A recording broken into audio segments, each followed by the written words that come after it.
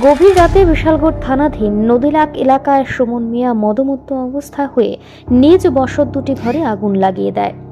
আগুনের লেলিহান শিখা দেখতে পেয়ে স্থানীয়রা দ্রুত খবর দেওয়া হয় বিশালগড় অগ্নি নির্বাপক দপ্তরের কর্মীদেরকে। তারা ঘটনাস্থলে ছুটে গিয়ে দীর্ঘ কয়েক ঘন্টার প্রচেষ্টার পর আগুন নিয়ন্ত্রণে আনে। তবে 2 লক্ষ টাকার ক্ষতি হয়। জানা যায়, সুমন মিয়া প্রতিনিয়ত মদমত্ত অবস্থা হয়ে প্রতিনিয়ত এলাকায় উচ্ছৃঙ্খলতার তাণ্ডব চালায়।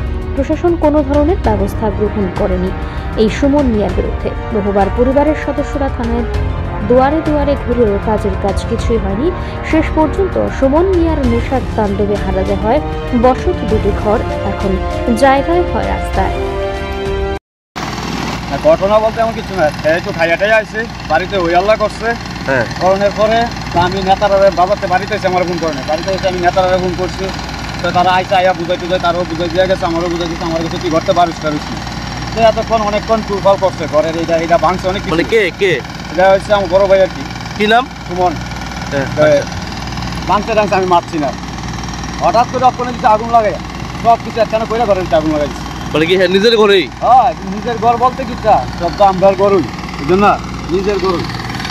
আচ্ছা, মানে কিছুদিন আগে শুনলাম এটা পুলিশ ধরে নিছে।